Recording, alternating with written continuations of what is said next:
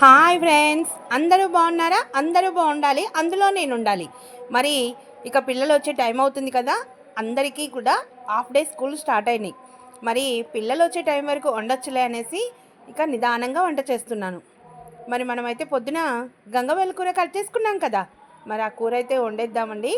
మరి దాంట్లోకి కావాల్సిన పదార్థాలు ఏంటో చూసేద్దామండి. ఇదిగోండి, పొద్దునైతే ఆకులుగా గంగవేల కూర కట్ చేసి పెట్టాను, అంటే తెంపి పెట్టాను. దాంట్లోకి ఉల్లిగడ్డ, పచ్చిమిర్చి, మరి టమాటాలు. ఇక ఉల్లిగడ్డ పచ్చిమిర్చి అనేది ప్రతి కూరలో కామనేనండి. ఇదిగోండి, అసలు స్పెషల్ ఏంటంటే మామిడి ముక్కలు. మా అమ్మ ఇందాక చెప్పింది గంగవేల కూరలో ఉల్లిగడ్డలతో పాటు మామిడి ముక్కలు వేస్తే కూర బాగుంటుంది అని. సరే, ట్రై చేద్దాం ఎలా ఉంటుందో అనేసి గంగవేల కూరలోకి మామిడి ముక్కలు కూడా కట్ చేసి పెట్టాను. మరి మీలో ఎంతమందికి గంగవేల కూరలో మామిడి ముక్కలు వేస్తే బాగుంటుందని తెలుసో కామెంట్ చేయండి.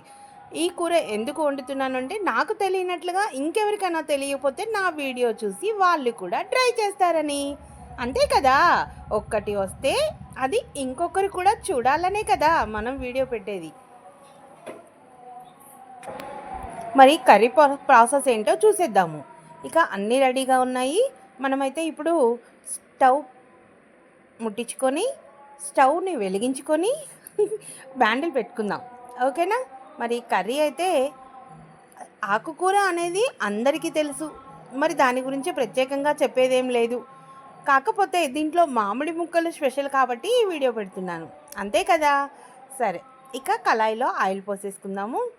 ఇక ఆయిల్ వేడైతే కర్రీ స్టార్ట్ చేయొచ్చు, అంతే కదా. అవునంటారా కాదంటారా? సరే, ఇక ఇప్పుడు ఆయిల్ వేడయ్యే వరకు వెయిట్ చేద్దాం. ఆయిల్ అయితే హీట్ అయింది. ఇక దీంట్లోకి మనం ఇందాక కట్ చేసి పెట్టుకున్న ఉల్లిగడ్డలు, పచ్చిమిరపకాయలు, మామిడి ముక్కలు కలిపి వేసేద్దామండి. ఒకేసారి వేసేస్తే మగ్గిపోతాయి కదా, మరి టేస్ట్ ఎలా ఉంటుందో. అయినా నేను గంగబయల కూరలో మామిడి ముక్కలు వేసి వండడం అనేది ఒకసారి టేస్ట్ చేశాను. ఎందుకంటే మా సత్యవతక్క గంగబయల కూరలో మామిడికాయ వేసి వండింది. కానీ నేను వండితే ఎలా ఉంటుందో చూడాలి కదా. మరి గంగబయల కూర అనేది పులుపు, దాంట్లోకి టమాటా ఇంకింత పులుపు, దాంట్లో మామిడి ముక్కలు వేస్తున్నాం. చూద్దాం కూర ఎలా ఉంటుందో, దాని టేస్ట్ ఎలా ఉంటుందో. ఇక ఉల్లిగడ్డలు ఇవైతే తాలింపులో వేసేసుకున్నాము. ఇవి మగ్గే వరకు వెయిట్ చేద్దాము. ఆ ఆయిల్లో ఒక్కసారి ఇలా కలిపేసి వదిలేస్తే మగ్గిపోతాయి కదా. మరి కర్రీ ప్రాసెస్ అయితే చూద్దాము. చూడండి, ఈ వీడియో చూసి తప్పకుండా మీరు కూడా ఒకసారి ట్రై చేయండి. ఎందుకంటే కొన్ని చిన్న చిన్న విషయాలు కొంతమందికి తెలియక కొన్ని టేస్ట్లు మిస్ అవుతూ ఉంటాం కదండి. అలా కాకుండా ఇలా వీడియో చూసినప్పుడు ఆ టేస్ట్ మీరు కూడా చూస్తే బాగుంటుంది కదా, అందుకనే ఈ వీడియో. మనకైతే ఉల్లిగడ్డలు కొంచెం మగ్గడానికి టైం పడుతుంది. ఆకుకూర అంటే తొందరగా మగ్గిపోతుంది. ఇక ఇందులో ఇప్పుడు నేను ఒక విషయం చెప్పడం మర్చిపోయానండి. మా మేనల్లుడు కొత్త బియ్యం పంపించాడు. మరి ప్రతి సంవత్సరం మేము సంవత్సరానికి సరిపడా బియ్యం వేసుకుంటాం. ఇక బియ్యం అయితే కడిగి పెట్టాను. ఇవి కొత్త బియ్యం, ఈ సంవత్సరం కొత్త బియ్యం తినడం ఫస్ట్ టైం అన్నమాట. ఇవాళే కనుక బియ్యం కడిగేశాను. మరి పాత బియ్యం అయితే ఎంతసేపు నానబెట్టినా ఏం కాదు. కొత్త బియ్యం కదా, ఎక్కువసేపు నానబెట్టాల్సిన అవసరం లేదు. మరి ఇవి కూడా ఒక 5 మినిట్స్ తర్వాత వండేసుకుందాం.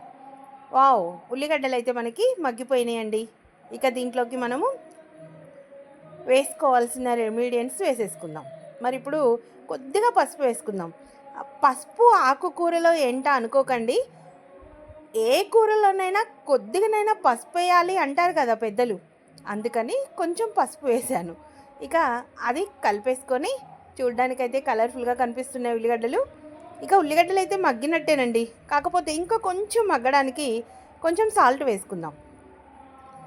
అలాగనే ఇందులో అల్లం ఎల్లిగడ్డ పేస్ట్, ఆకుకూరల్లో నేను ఇంతకుముందు అల్లం ఎల్లిగడ్డ పేస్ట్ వేసేదాన్ని కాదండి. ఇక్కడ మా అక్క అల్లం ఎల్లిగడ్డ పేస్ట్ వేసి చూడు, ఆ టేస్ట్ వేరు అని చెప్పింది.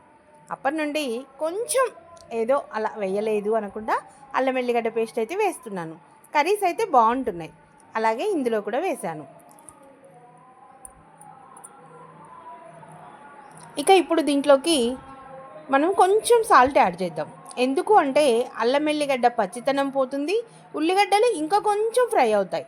అందుకని కొంచెం సాల్ట్ వేసి కలుపుకుందాం. సరేనా?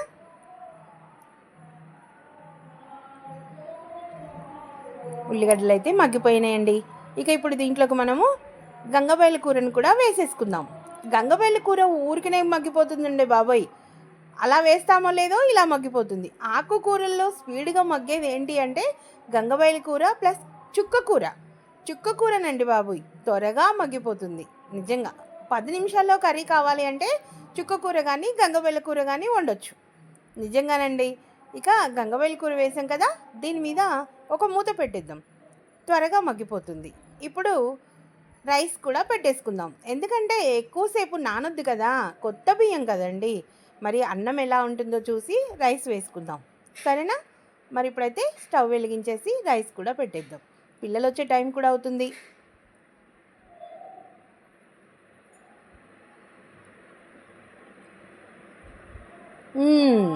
రైస్ కూడా పెట్టేశాను. ఇక మనకి గంగబయలు కూర అయితే మగ్గడానికి టైం పడుతుంది కదా. ఇప్పుడు మనం టమాటాలు కట్ చేసేసుకొని అందులో వేసేసుకొని తర్వాత ఉప్పు కారం పసుపు ప్రాసెస్ని స్టార్ట్ చేద్దాం.